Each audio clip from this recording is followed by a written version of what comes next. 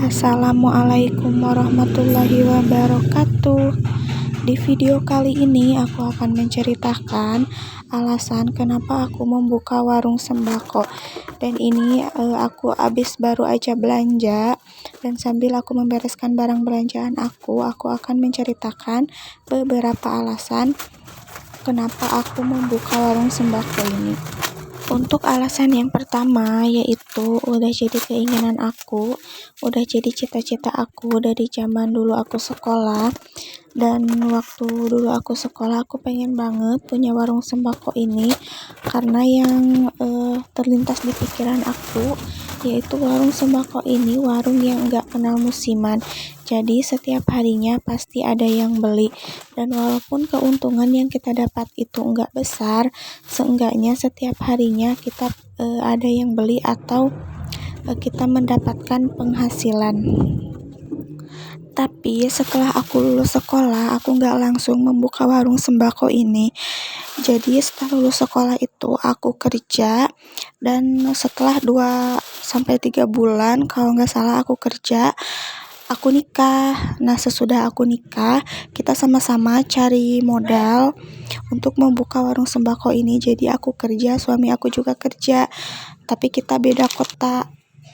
Terus setelah terkumpul modal kita pulang, dan ternyata si modal kita tuh hanya cukup untuk merenovasi bangunannya aja. Kemudian karena kan kita tuh pengen banget punya warung sembako, waktu itu aku juga minta bantuan sama orang tua aku, dan alhamdulillah orang tua aku ngizinin untuk membuka warung sembako. Oke, dan untuk alasan yang kedua, karena barang yang dijual itu merupakan kebutuhan sehari-hari dan banyak juga dibutuhkan oleh berbagai kalangan. Jadi itu yang membuat aku pengen banget punya warung sembako ini. Untuk alasan yang selanjutnya yaitu aku terinspirasi dari orang-orang yang sukses dengan usaha sembako, dan dari situ aku dan suami mau mencoba untuk membuka usaha sembako ini. Untuk alasan yang selanjutnya yaitu karena perputarannya cepat. Jadi kan yang kita jual itu barang-barang kebutuhan sehari-hari seperti sabun mandi, sabun pencuci pakaian, shampoo, pasta gigi, dan lain-lain. Jadi kan itu merupakan barang-barang pokok yang setiap harinya dibutuhkan oleh masyarakat. Jadi kalau kita menjual sembako ini, perputarannya itu pasti cepat dan setiap harinya pasti kita ada yang beli. Untuk alasan selanjutnya yaitu warung sembako ini kan bisa dijalankan di rumah, dan warung sembako aku ini tepat banget depan rumah aku. Jadi aku bisa sambil beres-beres rumah, bisa sambil jagain orang tua aku, dan walaupun kita hanya di rumah aja, tapi seenggaknya kita tetap punya penghasilan. Jadi kita harus sebisa mungkin, sekreatif mungkin bagaimana caranya walaupun kita di rumah aja, tapi kita tetap bisa menghasilkan uang. Dan di balik itu juga aku sambil membantu suami, meringankan beban suami juga. Dan menurut aku punya warung sembako ini enak gitu. Jadi kebutuhan kita sehari-hari di dapur bisa kebantu-bantu dari warung. Jadi kalau kita misalkan butuh garam, jadi kita nggak perlu pergi untuk beli. Jadi kan kalau kita punya di warung, kita tinggal ambil aja. Tapi kita juga jangan asal ambil, harus punya perhitungan juga. Perhitungan yang aku maksudnya bukan kita harus bayar, tapi kita harus punya hitungan seberapa kita harus ngambil. Misalkan kita sekali ambil 5, nah itu jangan, karena kan itu bisa merugikan warung kita. Kita ngambilnya secukupnya aja sesuai kebutuhan kita. Karena kan kalau melihat dari keuntungan yang kita dapat dari warung sembako ini nggak seberapa. Jadi kalau kita mau ngambil barang dagangan kita, itu harus sesuaikan dengan keuntungan yang kita dapat. Untuk alasan yang terakhir, kenapa aku pengen banget punya warung sembako ini, yaitu aku kan hobi banget belanja. Jadi dengan aku punya warung sembako ini, aku bisa belanja seminggu 2-3 3 kali belanja. Jadi belanja yang aku maksud bukan aku belanja pakaian, belanja tas, bukan. Jadi aku belanjanya belanja isian warung aku. Jadi kalau misalkan ada barang yang sudah habis, pastikan aku catat barang apa aja. Nah, sesudah itu pasti aku kan pergi belanja. Nah, belanja itu yang aku maksud. Jadi dengan aku punya warung sembako ini, aku bisa menyalurkan hobi belanja aku. Nah, jadi itu beberapa alasan kenapa aku pengen banget punya warung sembako. Dan seperti yang aku jelasin tadi, untuk alasan yang pertama yaitu karena keinginan atau cita-cita aku. Untuk alasan yang kedua yaitu barang yang dijual merupakan kebutuhan sehari-hari.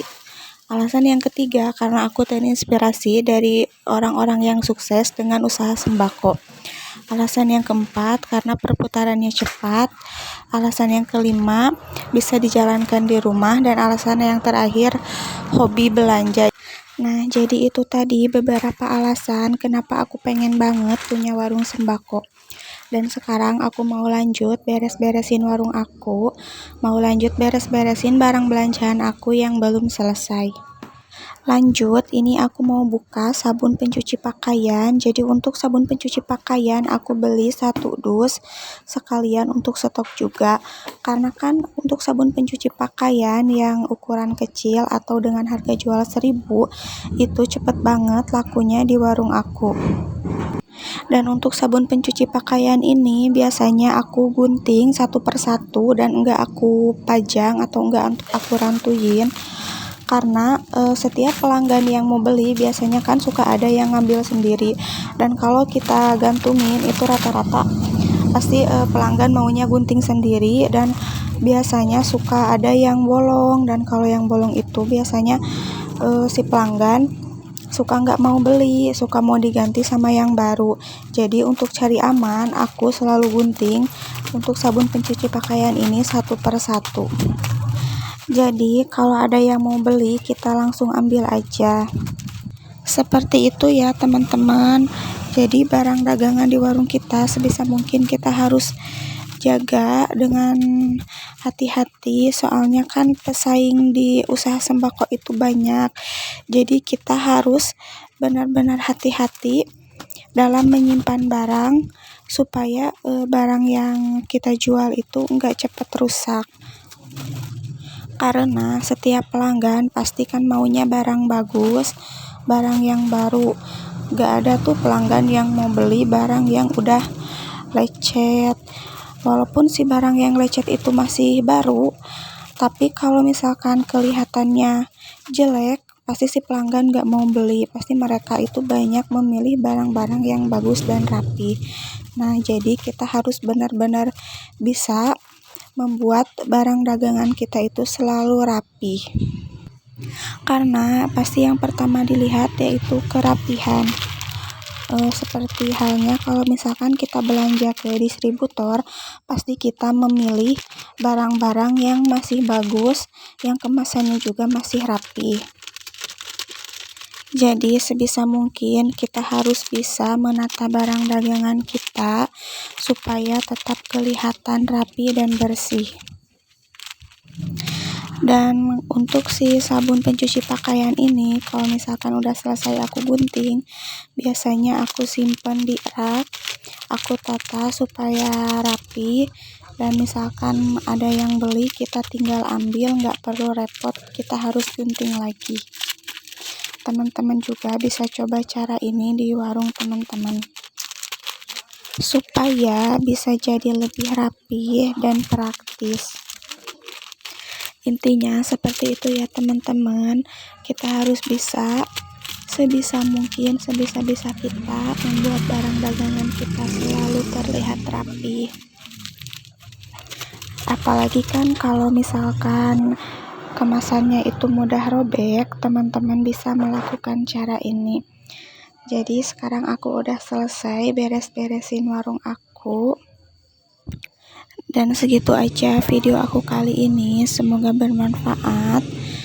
Dan jangan lupa support channel aku dengan cara like, comment, share, dan subscribe.